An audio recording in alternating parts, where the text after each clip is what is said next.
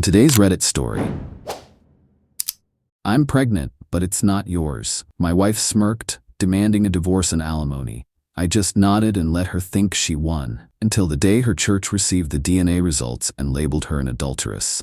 I always imagined that if my marriage ever ended, it would be a slow, painful process. Years of resentment, therapy sessions that didn't work, maybe a dramatic fight leading to a quiet, inevitable separation. But no, she ended it with a smirk. I came home from work that evening, exhausted and ready to collapse on the couch. But as soon as I walked in, I knew something was off. She was sitting on the couch, perfectly still, waiting for me. No TV on, no music playing. Just her, sitting there like she was rehearsing a script. I barely had time to put my keys down before she dropped the bomb. I'm pregnant. For a second, my brain didn't register anything but shock. We had talked about kids, but we weren't actively trying.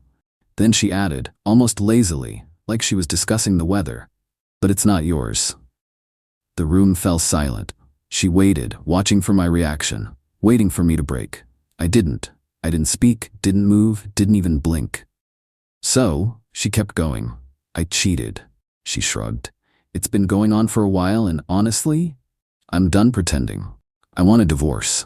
She said it like she was dumping an old pair of shoes, like our entire life together was just some phase she was over.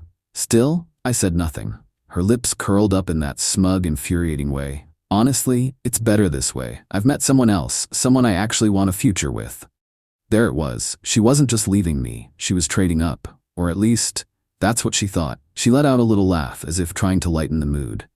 "I know this sucks, but hey, we can do this like adults, right?"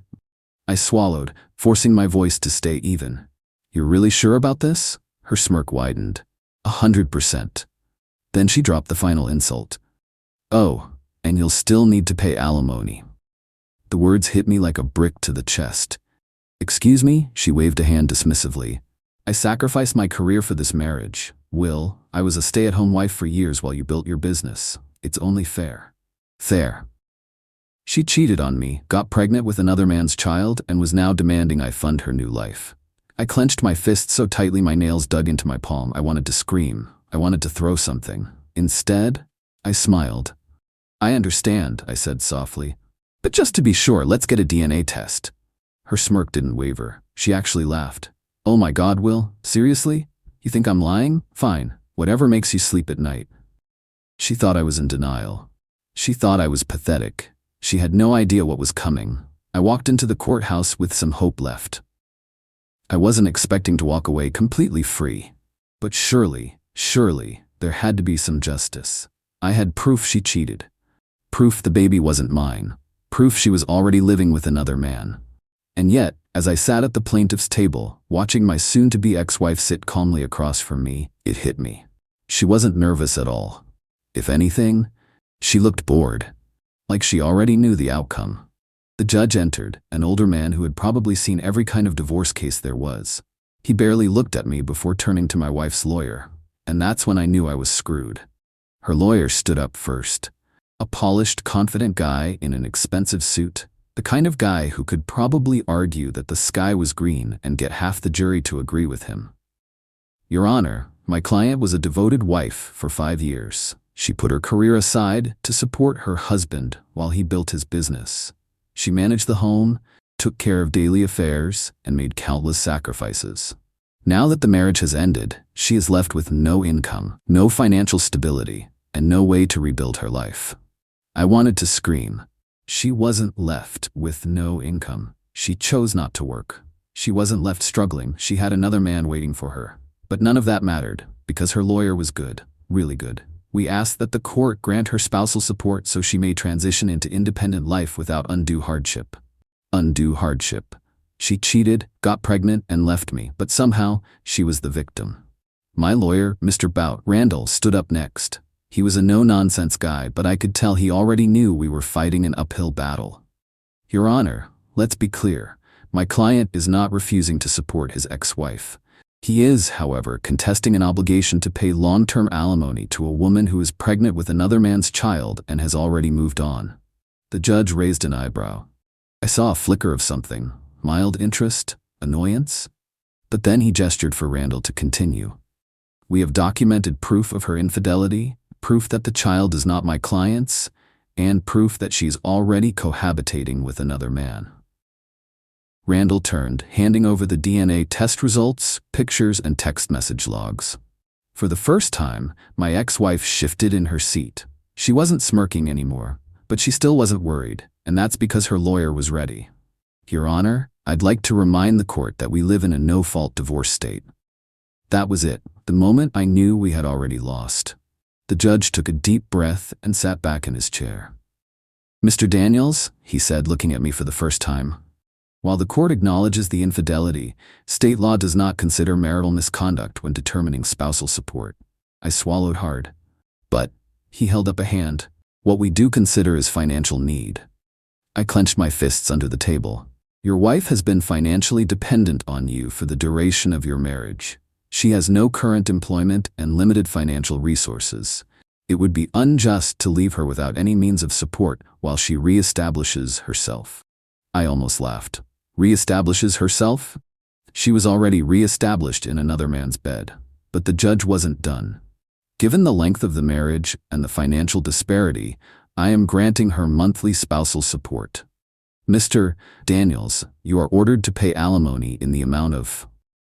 I barely heard the rest. I just sat there, stunned. Meanwhile, my ex-wife slowly turned to look at me, and she smirked. I'll never forget that look on her face. The way she crossed her legs, her manicured fingers tapping the table like this, was all just a minor inconvenience to her. When the ruling was finalized, we walked out of the courtroom in complete silence. I was still trying to process everything when she let out a dramatic sigh and stretched. That was exhausting.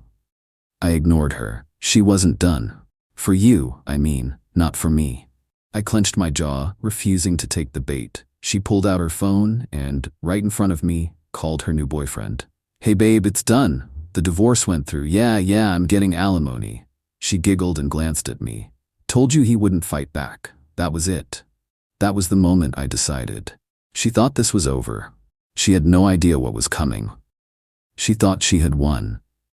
She thought I would walk away defeated, broken, forced to finance her new life while she played house with her affair partner. She thought I'd be humiliated, paying monthly for the privilege of being cheated on. She thought she'd ride off into the sunset while I rotted in bitterness. She was wrong, because what she failed to understand was that revenge isn't about reacting in anger.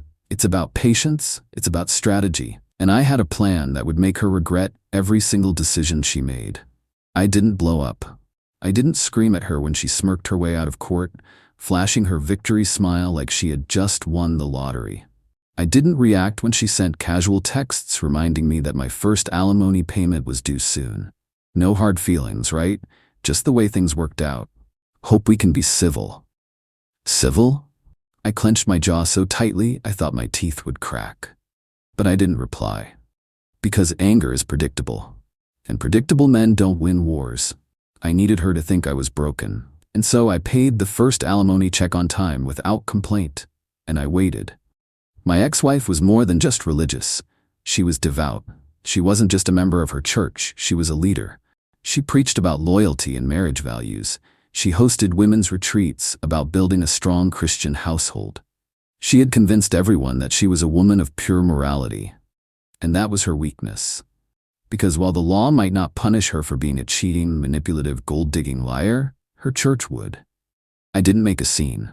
No, I did something far worse.